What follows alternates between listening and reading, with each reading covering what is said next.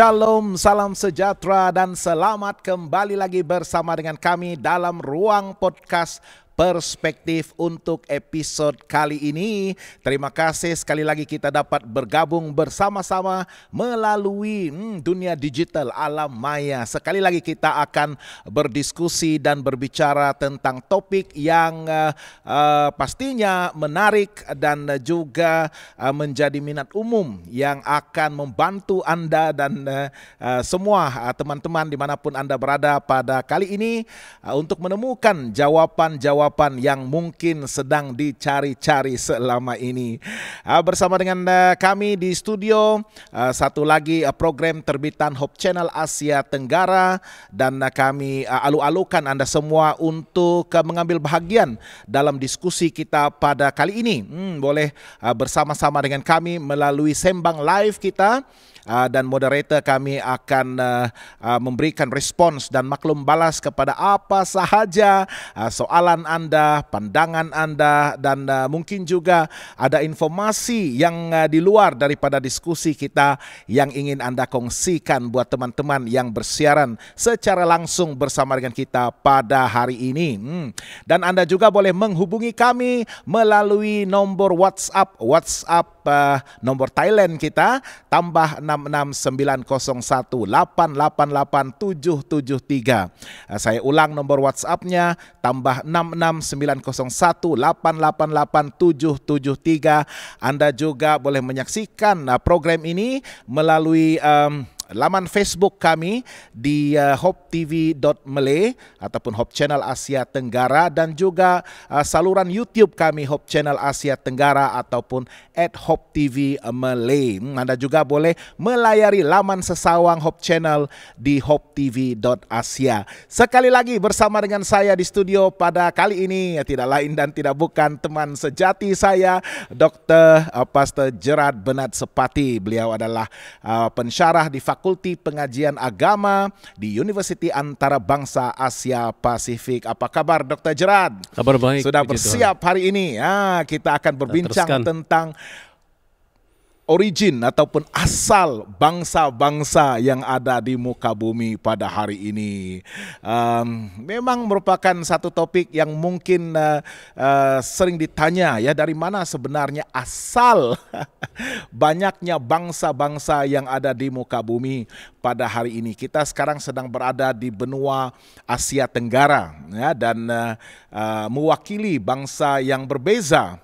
Dr. Gerard adalah suku kaum Dusun dari Sabah, ya. Dan saya adalah orang Dayak, berbangsa Dayak, suku kaum Bidayuh dari Sarawak, dan kita tinggal di benua Siam ataupun Thailand ini, yang juga memiliki budaya dan juga etnik yang begitu unik, ya. Tetapi kalau kita lihat persoalannya, kenapa kita begitu berbeza dan tinggal di benua yang berbeza dan memiliki ciri-ciri kebudayaan yang juga berbeza-beza, ya. Nanti kita akan jawab dari manakah asalnya bangsa-bangsa ini menurut perspektif Alkitab.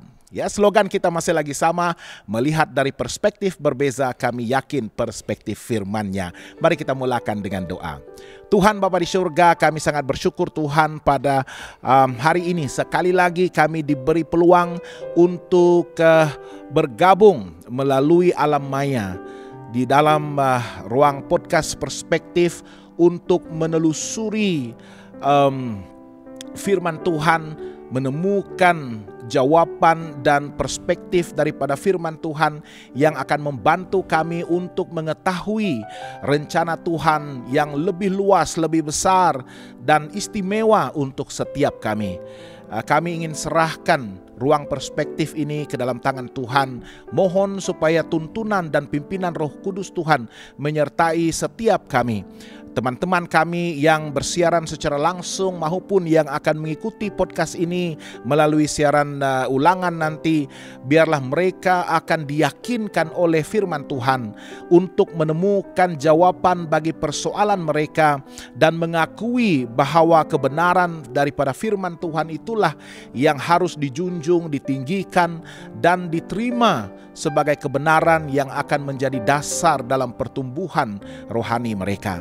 Kami doakan semoga diskusi perspektif pada kali ini akan menjadi saluran berkat yang terindah untuk memberkati semua kami. Terima kasih Tuhan, kami serahkan doa ini hanya dalam nama Yesus Kristus, Tuhan dan penebus semua kami. Amin. Amin. Oke, Dr. Gerard, kita akan melihat asal-usul bangsa-bangsa yang ada di dunia ini. Saya pernah membaca ya, ada kajian saintifik yang coba mencari asal-usul bangsa, contohnya Dayak. Saya percaya di Sabah juga suku kaum Dusun, Kadazan, Murut, Bajau dan sebagainya itu memiliki persamaan dengan suku kaum Dayak di Sarawak. Dan juga masyarakat yang ada mungkin di seberang di Indonesia. Dan ada juga kajian yang mengatakan rumpun Melayu kita di bahagian ini juga memiliki persamaan dengan suku kaum ataupun bangsa yang unik dari pelbagai tempat. Ya, dan itu sebenarnya memberitahu saya bahwa kita ini bukanlah distintif sepenuhnya, ya, karena kita ada persamaan DNA itu, mungkin traits kita dan mungkin bahasa pertuturan kita yang agak serupa ya dengan bangsa-bangsa lain yang ada di merata dunia ini. So bagaimana pandangan Dr. Gerard? Ada pernah membaca beberapa artikel yang dituliskan tentang our similarities, kebersamaan kita dengan bangsa-bangsa lain. Iya, saya juga pernah, ya Pak Sebran, pernah juga saya membaca artikel seperti itu yang mengatakan bahwa ya rumpun kita di bagian Asia ini mempunyai kaitan dengan mereka di tempat lain. Saya pernah berbual-bual dengan seorang yang sudah senior. Dia katakan, saya dahulu pernah, sekarang ini kan ada service ataupun ada khidmat untuk memeriksa DNA kita. Dari manakah, apakah asal ataupun apakah kita dikaitkan dengan pelbagai bangsa dan sebagainya. Kelihatannya dalam cerita, dalam perbualan kami itu, dia katakan dia dan ada juga kawan dia yang lain, nampaknya saya punya DNA ini bukan berasal daripada Asia ini sahaja. Ada juga daripada tempat lain katanya. Jadi kelihatannya ada kaitan itu seperti yang dikatakan mungkin dalam artikel itu dan sebagainya. Dan sekarang kita mempunyai khidmat DNA, pemeriksaan DNA itu, kita boleh melihat bahwa ada kaitannya itu dalam one way or another, ada kaitannya. Dan menjadi persoalan bagaimana itu boleh berlaku ya. Bagaimana ada kaitan kepada dan ramai pelbagai juga orang yang meneliti keunikan DNA untuk suatu bangsa itu, mereka bukanlah orang-orang yang percaya Alkitab, ya, tetapi mereka menemukan satu penemuan yang agak luar biasa karena kita ada satu traits yang kita kongsi bersama-sama itu. Ya, dan kadang-kadang bukan saja daripada DNA-nya, mereka juga kadang-kadang melihat kepada raut wajah, badan dan juga sebagainya. Dan mungkin teori, tetapi kelihatannya kalau kita lihat raut wajah daripada satu golongan tertentu di dunia ini dan golongan tertentu di dunia ini, ada perbezaannya. Ada juga persamaan tapi ada juga perbezaannya, sehingga akan membuatkan kita melihat, barangkali orang ini daripada benua ini ataupun sebagainya. Apa yang mungkin distintif yang begitu nyata berbeza adalah mungkin warna kulit. Iya, warna kulit. Yang itu memang saya rasa begitu vivid ya, begitu jelas. Ya, ya. Ada yang contohnya dari Eropa, dari benua Amerika, Ya. yang warna mereka itu putih, Ya. cerah, dan mungkin sebahagian dari benua Asia, di Jepun, Korea, China, mereka juga agak cerah. Ya, tetapi ada sebahagian kontinen yang di benua Afrika contohnya yang agak gelap, Ya. ataupun di selatan India. Kita di tengah-tengah. Kelihatannya warna kelihatan kekuning-kuningan. Kekuning-kuningan itu sebabnya sawo matang barangkali. Ya, itu yang warna yang diajarkan kepada kita sewaktu menuntut di sekolah rendah ya. Kita orang-orang Asia ini terutama sekali di kepulauan rantau Nusantara, kepulauan Melayu ini, kulit kita sawo matang. Sawo matang itu dia separuh matang. Iya. Sebenarnya saya ada dengar satu gurauan ya tentang penciptaan. Of course ini hanyalah sekadar gurauan jenaka, di mana sewaktu penciptaan itu Tuhan dia melakukan penciptaan manusia itu sekurang-kurangnya 3 kali. Ya, di mana manusia yang pertama yang diciptakan itu apabila dimasukkan ke dalam ketuhar tidak cukup matang, tidak cukup masak, jadi agak sedikit cerah, dan kemudian dia increase dia punya ketuhar itu, jadi dia masukkan semula terlampau masak pula, ya, jadi itu kegelapan. Dan kemudian barulah dia adjust ya, tapi ini hanya jenaka, keluarlah orang-orang Asia ini. Apapun kita pada episode yang lepas kita telah belajar tentang Bah.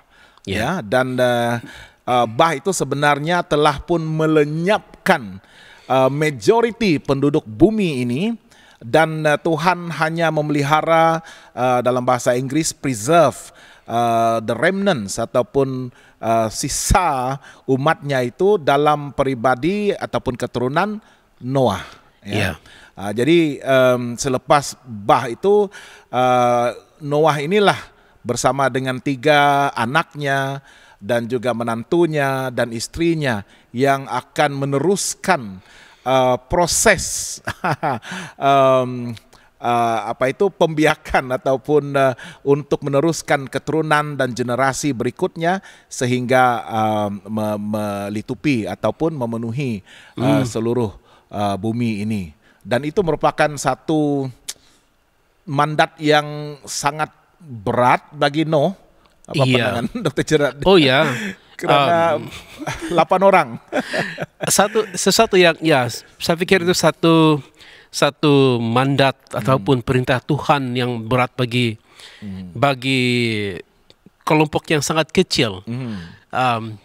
Cuma menariknya mereka pada sebelumnya juga Adam dan Hawa juga diberikan mandat yang sama. Ya. Kelihatannya mereka mampu melakukan sedemikian sebab mereka mempunyai umur yang panjang, data dilihat dalam Alkitab, dan mereka juga mempunyai DNA yang masih baik barangkali, dan memudahkan semua prosesnya itu juga.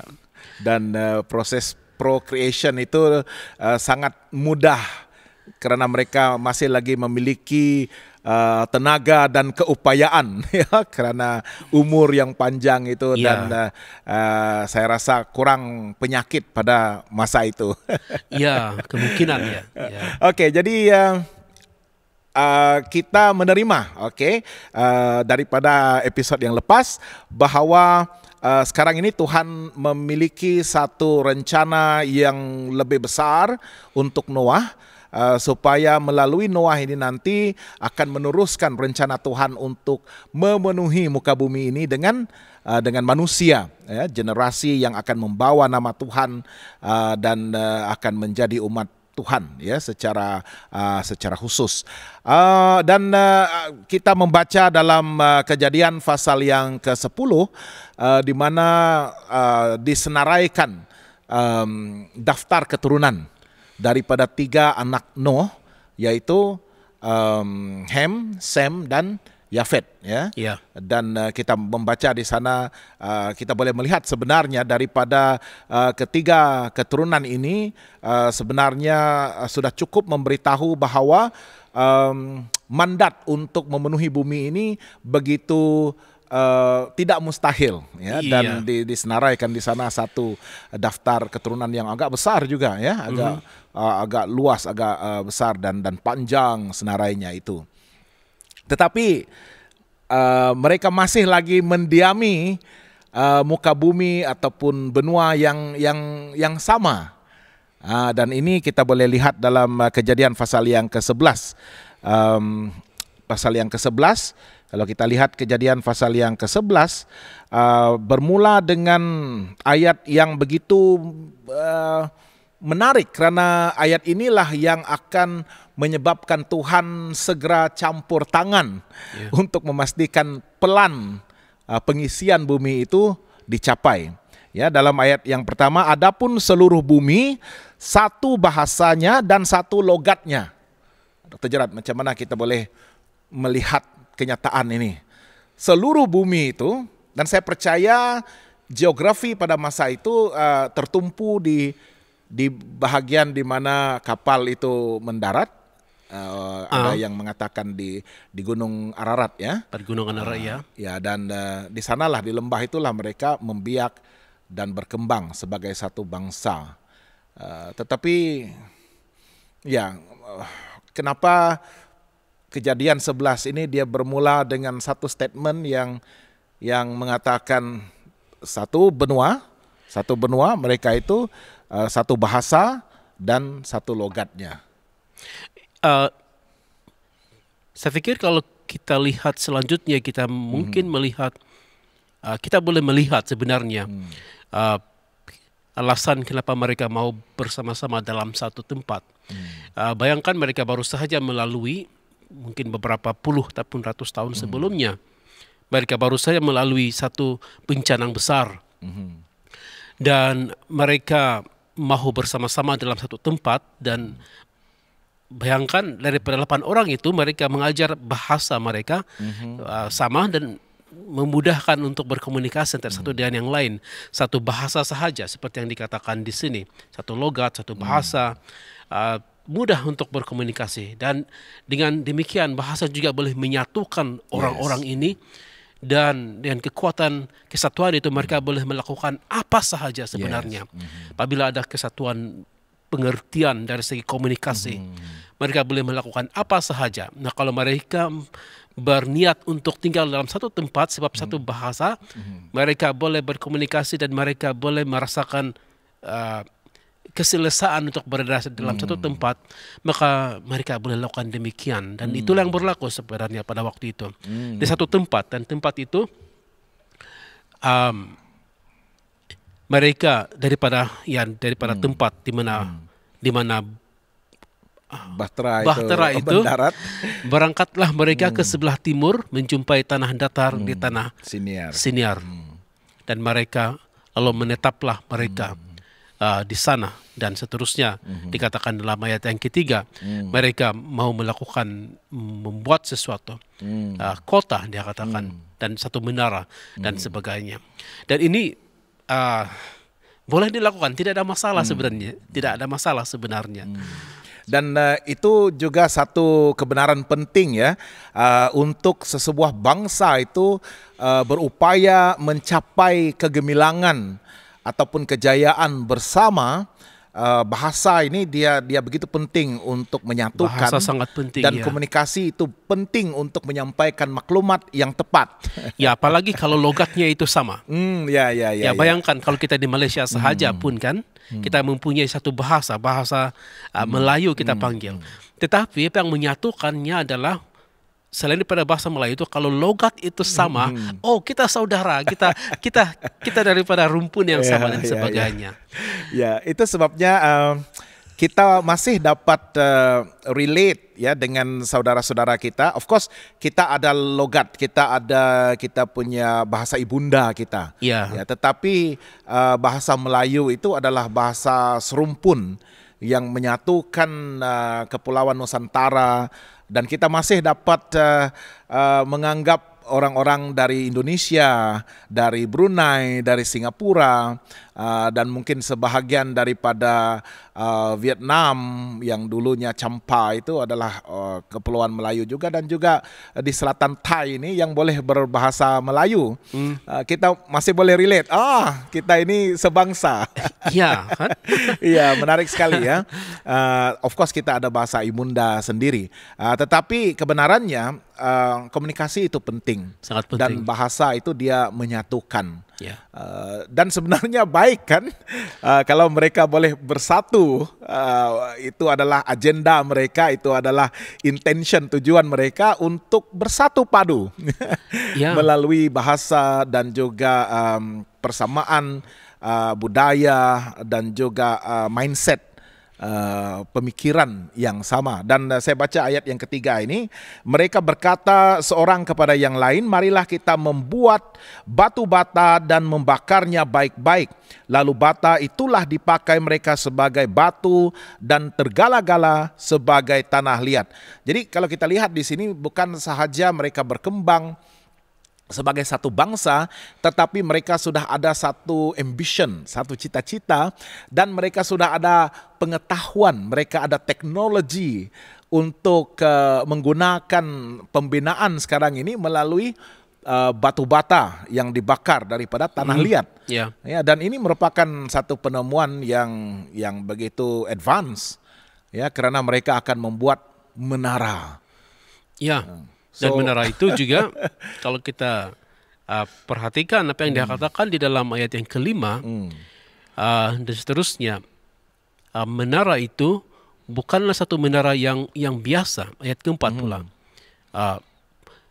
menara yang puncaknya sampai ke langit. Nah, ada yang mungkin melihat ini sebagai satu yang bukan literal, yang mengatakan oke, sampai ke langit itu bermaksudnya dia mahu asal tinggi ya. Ya, dia mahu dia mau mencapai satu tahap di mana dia adalah bangsa ini ataupun kumpulan ini merupakan satu kelompok yang boleh mencapai tahap kedewaan barangkali, sampai ke langit. Ada juga yang melihat teks ini sebagai literal dan mengatakan sehingga akan kita melihat lukisan menara yang sangat tinggi sehingga mencapai ke langit. Dan memang tinggilah, kalaulah itu adalah literal maka itu sangat tinggi. Dan itu memerlukan, nah kalau kita lihat kepada teknologi ataupun cara pembuatan pada hari ini, ketinggian seperti itu harus memerlukan teknologi yang bukan alang-alang, fondasi yang kuat, bahan-bahan yang boleh menampung beratnya itu kalau sampai ke atas dan sebagainya. Dan juga bencana alam barangkali. Bagaimana dia harus menjadi satu menara yang meninggi dan tegak, bukan condong seperti menara Pisa. Menarik sekali ya, karena apa yang mereka hasratkan ini adalah untuk membina sebuah kota yang besar dengan sebuah menara puncaknya sampai ke langit. Kita boleh tafsirkan secara literal, meninggi, ataupun secara mungkin melambangkan bagaimana cita-cita mereka adalah untuk boleh mencapai tahap kedewaan, karena itu adalah yang tinggal di langit itu biasanya adalah dewa-dewa yang disanjung mereka. Dan ini bukanlah satu perkara yang baru ya, karena sebelum Bah itu juga kejahatan sudah berleluasa, dan itu sebabnya Tuhan harus menghapuskan kejahatan, dan mungkin ada yang mendewa-dewakan diri dan sudah pun membandingkan Tuhan dengan Tuhan-Tuhan lain yang ada di muka bumi ini. Iya, kalau kita lihat dalam pasal yang ke-10 ada seorang pemburu yang dipanggil Nimrod di sana. Dan Nimrod itu sendiri kalau dilihat dalam cerita konteks itu, dia adalah pemburu yang luar biasa, yang hebat dia katakan. Dan saya pikir dia juga seperti Lamek yang membangga-banggakan dirinya dan mungkin mengangkat diri dia sebagai dewa. Dan mungkin ada di antara mereka juga mendewakan Nimrod. Nimrod itu terlibat di dalam dalam mendirikan kota, dan yang dia bermula dengan Babylon, dia katakan dalam ayat chapter 10 itu. Ya, chapter 10 itu. Dan menarik sekali karena selain daripada meninggi sampai ke langit, mereka mau mencari nama supaya kita jangan terserak ke seluruh bumi. Ya. Dan ini adalah, saya percaya, intention yang sudah bertentangan dengan rencana Tuhan. Bagaimana pendapat Gerard ini?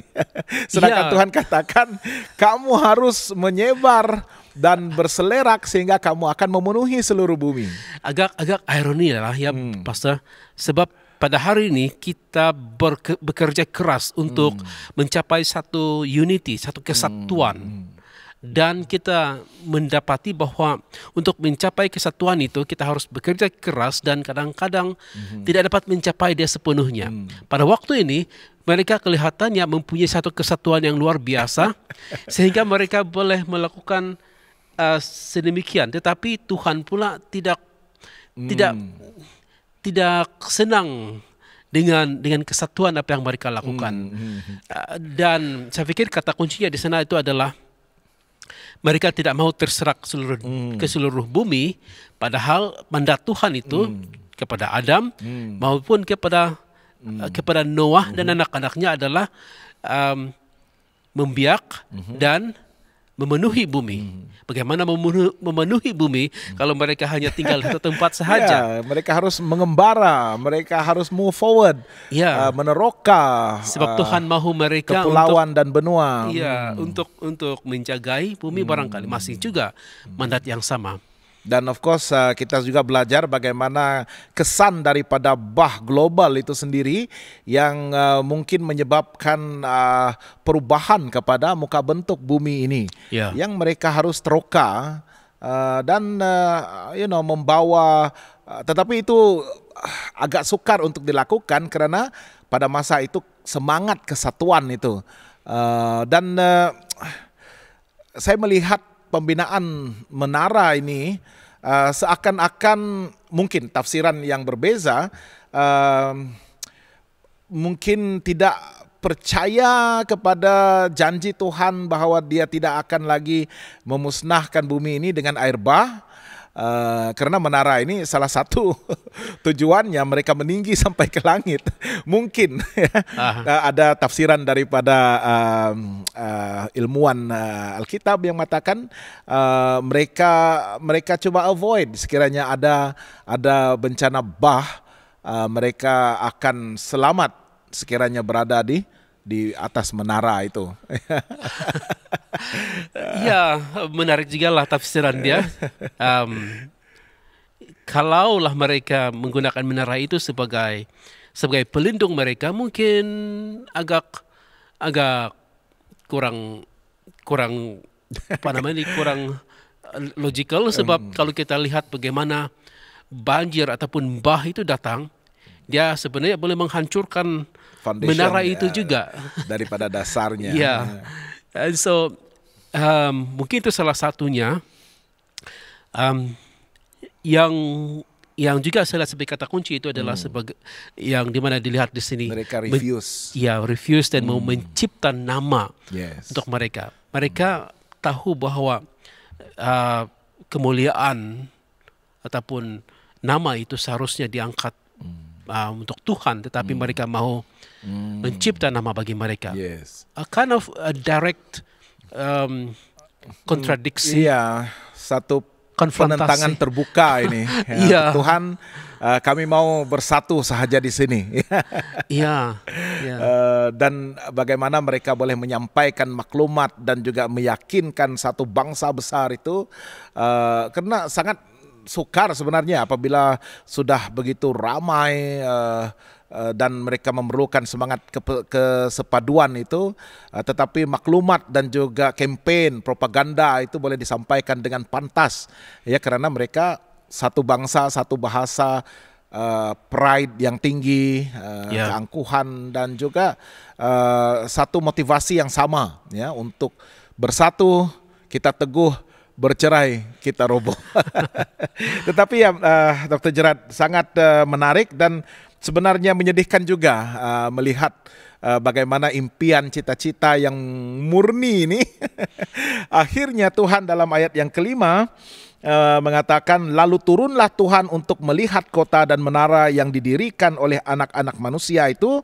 Dan ayat 6, dia berfirman, mereka ini satu bangsa dengan satu bahasa untuk semuanya. Ini barulah permulaan usaha mereka. Mulai dari sekarang apapun juga yang mereka rencanakan, tidak ada yang tidak akan dapat terlaksana. So ini mungkin kalau kita baca ayat ini, ayat yang begitu positif ya. Apabila ada semangat kesepaduan itu, Tuhan katakan mulai sekarang kalau mereka bersatu padu, nothing is impossible for men. Yeah. Ya, tidak akan ada sesuatu pun yang tidak akan terlaksana. Itu kalau kebaikan. Yeah. Tetapi kalau kita propagate kejahatan, menerapkan kejahatan dan memberontak terhadap Tuhan juga possible. Dan saya melihat ayat ini Tuhan sudah ada perhatian yang begitu serius bahwa kesepaduan ini juga ada risiko, ada bahayanya. Iya. Ya, dan risiko itu memang sentiasa ada. Kalau kita lihat apakah sebelum Noah itu mereka tersebar ataupun mereka saling berhubungan, walaupun kalau kita lihat Seth itu dibuang dan berada mungkin di tempat yang jauh daripada bukan Seth, Kain itu jauh daripada Seth barangkali dan sebagainya, tetapi mereka masih juga boleh berhubung sebab Alkitab mengatakan the sons of God ataupun anak-anak Tuhan, keturunan Kain dengan keturunan masih ada intermarriage, masih ada perkawinan, jadi mereka saling boleh berhubung di sana, masih boleh berbahasa sama dan sebagainya. Ada risikonya di sana. Begitu juga saya pikir pada waktu ini pun ada risiko bila bersama-sama. Tidak ada yang tidak boleh terlaksana. Kalau kejahatan itu dalam rencananya tidak pasti akan terlaksana juga. Kemungkinan besar mereka akan mengulangi apa yang terjadi di pasal yang kelima ataupun pasal yang keenam itu, di mana kejahatan memuncak. Dan itu juga adalah di atas dasar kebersamaan, kesatuan. Ada eko juga di sini ya, saya dengar Pastor. Kalau kita lihat di dalam Yesaya 14 itu adalah satu nubuatan berkenaan dengan Babel ataupun Babylon waktu itu. Aku ingin menyamai yang maha tinggi. Macam dia ada eko pula di sini bila mereka mengatakan, mari kita buat nama bagi kita, tinggi sampai ke langit dan sebagainya. Kita tahu siapa pemula itu. Ada kaitan. Siapa yang menyemai benih-benih keinginan, desire untuk menyamai Tuhan. Mencipta nama bagi kita, mendirikan menara sampai ke langit. Dan memang bahayanya itu akan ada. So, ayat yang ketujuh, Dr. Gerard, ini adalah keputusan Tuhan bersama. Tuhan katakan, baiklah kita turun dan mengacau balaukan di sana bahasa mereka, sehingga mereka tidak mengerti lagi bahasa masing-masing. Mari kita bayangkan, mereka sedang sibuk membina kota dan juga menara. Menara itu yang menjadi tumpuan mereka pada masa itu. Dan membina sebuah menara yang tinggi dengan dasar yang begitu kuat, dengan ketinggian yang melangit itu, mereka perlu berkomunikasi dengan tepat dan juga to meet the time, waktu yang tepat, simen itu ataupun tergala-gala yang mereka sebut untuk seal, susunan batu bata itu dia harus tepat dihantar ke atas, jadi harus meminta bahan yang tepat, barang yang tepat, perkakas yang tepat yang harus digunakan. Tetapi oleh karena tindakan dan cita-cita mereka itu sudah sebenarnya menentang Tuhan secara terbuka, maka Tuhan dia tidak menggunakan kekerasan ataupun cara yang harsh ataupun yang ganas untuk mengajar mereka, tetapi tiba-tiba orang yang di atas itu meminta baldi ataupun bakul batu bata dihantar air. Seolah-olah mereka sudah tidak mengerti, ada satu kebingungan, satu kekeliruan. Itu sebabnya yang disebutkan sekarang adalah Babel, ya, babbling, ya, yang kita gunakan sekarang pada perkataan Babel itu sendiri. Confusion, ada satu kebingungan, kekeliruan, di mana mereka tidak lagi mengerti bahasa masing-masing, dan itu menyebabkan proyek besar itu, proyek mega ini terbengkalai. Ya, bayangkan ya, pasal juga kalau sebelum ini mereka saling memahami satu yang lain, kemudian tiba-tiba diberikan bahan yang lain daripada apa yang diinginkan. Bahasa sekarang yang digunakan adalah apakah mereka ini pranking ataupun membuat prank. Of course dia membuatkan saya marah ataupun orang itu marah sebabkan bukan ini yang saya minta dan sebagainya. Akhirnya mereka, saya boleh bayangkan terjadi pergaduhan besar waktu itu barangkali, dan itu sukar bagi mereka untuk tinggal bersama. Sedangkan yang Tuhan lakukan cuma tiba-tiba komunikasi bahasa berubah, dan itu menyebabkan pertengkaran, pergaduhan. Kalaulah orang mungkin ini prank pertama ya yang dilakukan pada zaman itu. Orang minta batu bata dibagi air, orang minta tukul mungkin dibagi screwdriver. Dan saya boleh melihat ataupun bayangkan jeritan sana sini. Hoi, saya minta inilah, bukan ini. Hah? Temalai kap. Bahasa Thai. Dan orang-orang tapi ini menarik sekali ya, karena Tuhan menggunakan apa yang menyatukan mereka itu untuk memisahkan mereka. Iya, yang menarik sekali. Ya. Bagi Tuhan yang adalah pencipta, yang mencipta bahagian language dalam otak manusia itu, saya pikir dia boleh switch di anytime sahaja. Actually it's a matter of intellectual wisdom yang ada di sini, yang Tuhan boleh switch dengan sekelip mata. Dan apa yang terjadi, Dr. Gerard, ayat yang ke-8, oleh karena tension sudah memuncak, di mana mereka sudah bertelagah sesama sendiri, dan akhirnya mereka memutuskan untuk berpisah. Demikianlah mereka diserahkan Tuhan dari situ ke seluruh bumi, dan mereka berhenti mendirikan kota itu. So apparently kota itu terbengkalai. Dan ayat 9, itulah sebabnya sampai sekarang nama kota itu disebut Babel, karena disitulah dikacau balaukan Tuhan bahasa seluruh bumi, dan dari situlah mereka diserahkan Tuhan ke seluruh bumi. Dan kemudian disenaraikan lagi daftar keturunan daripada Sem dan juga keturunan yang lain ya, dan anak-anaknya daripada Sem ini. Tetapi inilah foundation ataupun asas maklumat, informasi yang bagi saya sangat mudah dan ringkas yang disampaikan kepada kita zaman ini, untuk mengetahui bahwa Tuhan dalam rencananya adalah untuk memastikan seluruh muka bumi ini dihuni ataupun didiami oleh manusia sejagat. Dan dari mana asalnya, bagi kita yang percaya Alkitab, ini adalah naratif yang begitu mudah untuk kita terima.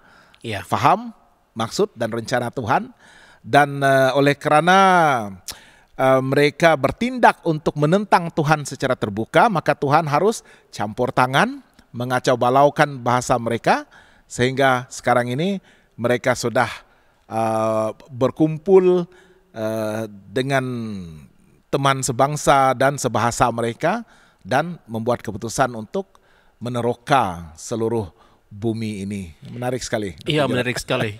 Kita mungkin lebih paham lagi ini kalau kita kembali kepada bab yang ke-10, chapter 10. Selepas mereka terserak itu, Daftar keturunan dalam chapter 10 itu sebenarnya adalah sebagai pemula kepada section seterusnya, cerita seterusnya. Itu sebab kita melihat bahwa mereka terserak dahulu dalam chapter 10, barulah kita lihat dalam chapter 11 itu sebagai lensa yang lebih menumpu kepada asal usul dia. Kenapa dia seperti itu? Itu kita akan teruskan pada episode minggu depan. Ya, itu cuma saya ingin membaca 3 kali disebut di dalam chapter 10 itu. Dia katakan contohnya lah seperti Yafet itu, masing-masing di tanahnya dengan bahasanya sendiri menurut kaum dan bangsa. Demikian juga disebut bagi Ham dan juga Shem itu. Dia sebut mengenai bahasa, kaum, bangsa, tempat.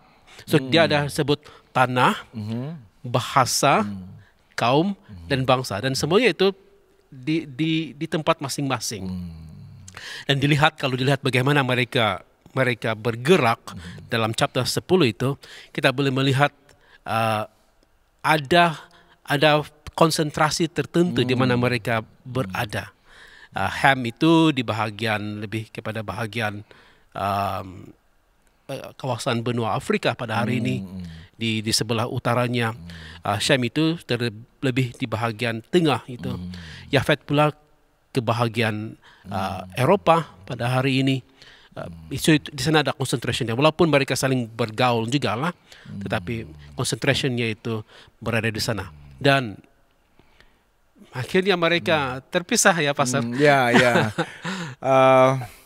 Satu bangsa yang harus berpisah oleh kerana mereka tidak lagi bersefahaman, dan mereka sudah berbeza, sudah unik dengan identiti masing-masing, dengan bahasa masing-masing, dan saya percaya dengan intention masing-masing juga apabila mereka sudah membuat keputusan untuk keluar dan meneroka seluruh muka bumi ini selepas Bah, ya. Dan ini sebenarnya menjadi dasar seperti yang saya sebutkan tadi, yang sebenarnya mudah. Kenapa sekarang ini, ya, setelah ribuan tahun kita sudah dapat melihat populasi manusia sudah pun mencapai lebih kurang 7 billion ya di seluruh dunia, mewakili bangsa yang begitu berbeza, begitu pelbagai, diverse, and yet kita adalah manusia sejagat. Yang membezakan kita mungkin warna kulit, mungkin bahasa, tetapi secara fizikalnya kita tetap manusia, dengan bentuk traits kita, dan kemungkinan komposisi tubuh badan kita ada mata yang sama, telinga yang sama, organ yang sama dan sebagainya. Dan kajian saintifik yang seperti yang disebutkan di awal tadi juga boleh identify kita ini daripada keturunan ataupun suku kaum di benua yang agak serupa juga, similar. Ya, dan saya haraplah ini serba sedikit membuka minda kita untuk menerima penjelasan yang saya rasa terbaik daripada firman Tuhan, rencana Tuhan memenuhi bumi ini. Yang mungkin masih lagi menjadi persoalan adalah warna kulit ini, ya, yang sangat sukar untuk kita jelaskan barangkali, tetapi apa yang saya percaya, Dr. Gerard, kita memiliki keupayaan untuk adapt dengan environment kita. Contohnya kita di benua Asia Tenggara ini kita tidak ada musim sejuk, ya. Dan kemungkinan kita punya apa kita sebut itu pigmen itu sangat sesuai dengan keadaan cuaca di sini barangkali. Ya, dan mungkin di benua lain seperti benua Afrika yang mungkin sedikit agak panas, jadi mereka memiliki kelebihan itu untuk adapt dengan suasana cuaca. Dan teman-teman kita dari benua Eropah, dari benua yang ada musim saljinya, ya, dengan pigmen seperti itu sedikit cerah, mereka boleh adapt dengan keadaan seperti itu.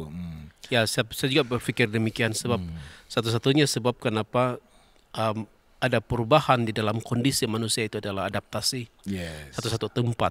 Jadi saya pikir dari segi cuacanya dan juga landscape dan juga environmentnya juga saya fikir mempengaruhi lah. As time goes by lah, mungkin warna kulit kita berubah-ubah mengikut keadaan cuaca. Tetapi ini semua ya kita dijelaskan secara ringkas. Tetapi kalau ada mungkin jawapan yang lebih tuntas, kita boleh tanya balik ke Tuhan apabila kita di sorga nanti. Ya, adalah satu yang saya fikirkan ini ya, Pastor. Walaupun ada diversity lah, semua di seluruh dunia ini, berbagai bahasa, bangsa, mengaku orang ini, mengaku orang itu di berbagai tempat di dunia ini, kita masih lagi, orang bilang bleed blood. Kita masih lagi mengalir darah kita merah. Masih merah juga, spesies yang sama. Dan saya pikir itu walaupun ada sangat jelas perbezaan di antara semuanya, kemanusiaan itu, nyawa itu, kemanusiaan itu, image sebagai pencipta itu, dalam bentuk pencipta itu masih ada dalam setiap individu, dan itulah yang menyatukan kita. Mungkin secara tidak langsung lah, tetapi kita masih lagi we can still, disebabkan dasar itu kita boleh menghormati student yang lain dan sebagainya. Dasar kemanusiaan, nilai sejagat itu. Dan apa yang menakjubkan atau mengkagumkan ya Dr. Gerard, kalaulah ada keperluan untuk saya orang Asia, orang Dayak ini dari Borneo untuk menderma darah saya, darah jenis B ini kepada seorang asing, seorang Mat Saleh kita sebut dari benua Eropa yang juga darah B, apabila dia perlukan darah saya masih boleh didermakan kepadanya, walaupun berbeza warna kulit, bangsa, bahasa yang berbeza, tetapi darah kita tetap darah merah. Dan kita ada darah B, darah O, AB, itu saja kan, B, AB, O. 4 jenis darah itu yang secara umum. Apapun, saya percaya sedikit penerangan daripada firman Tuhan ini boleh menjawab, kalau tidak sepenuhnya, sebahagian daripada pertanyaan kita, dari mana asal usul bangsa yang banyak pada hari ini. Mungkin kalau perlukan logik, tidak ada yang mustahil, karena pada masa dahulu kalau kita melihat advancement dari segi kebijaksanaan, pemikiran, daya cipta mereka itu lebih luas, lebih besar.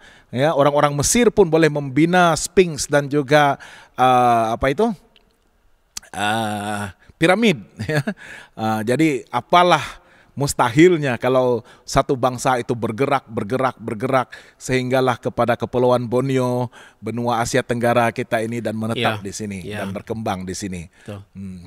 Oke, jadi kita sudah sampai di penghujung siaran kita. Terima kasih bagi Anda yang sudah pun bersama-sama dengan kami sepanjang episod kali ini, menjawab persoalan tentang asal-usul bangsa yang berbeza-beza yang kita temukan sebenarnya daripada firman Tuhan, Kejadian pasal yang ke-11. Jangan lupa untuk bersama kami terus follow page kami, laman Facebook kami di Hope Channel Asia Tenggara ataupun @hopetv.malay, dan juga saluran YouTube kami Hope Channel Asia Tenggara ataupun @hopetv Malay. Dan Anda juga boleh menghubungi kami melalui talian ataupun nomor WhatsApp kami +66901888773 dan melayari laman sesawang kami di hopetv.asia. Untuk menutup program kita pada hari ini, Dr. Gerard boleh layangkan doa. Mari kita berdoa.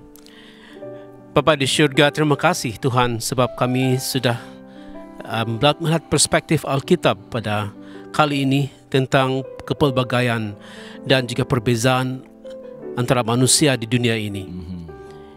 Berbeza bahasa, berbeza bentuk, berbeza tempat, dan juga banyak sekali variasi manusia. Ini tidak seharusnya membuatkan kami memandang rendah satu dengan yang lain, tetapi melihat bahawa dengan kepelbagaian ini kami boleh saling menghormati satu dengan yang lain, sebab kami telah dicipta dalam bentuk image pencipta itu. Terima kasih ya Tuhan, sebab Engkau sudah membuka minda kami. Apapun persoalan seterusnya, biarlah Roh-Mu yang akan memimpin agar para pencari jawaban ataupun keinginan untuk mencari kebenaran itu akan dapat menemui kebenarannya di dalam Engkau. Terima kasih ya Tuhan, sebab Engkau sudah mendengar doa kami. Kami persembahkan semuanya dalam nama Yesus. Amin. Terima kasih Dr. Gerard. Terima kasih juga kepada Anda semua yang sudah pun bersama kami dalam siaran podcast Perspektif untuk episod hari ini. Jangan lupa untuk bersama-sama dengan kami sekali lagi pada minggu hadapan, jam dan waktu yang sama, untuk satu lagi episod yang menghidangkan topik yang menarik juga. Sehingga kita bertemu lagi. Tuhan memberkati.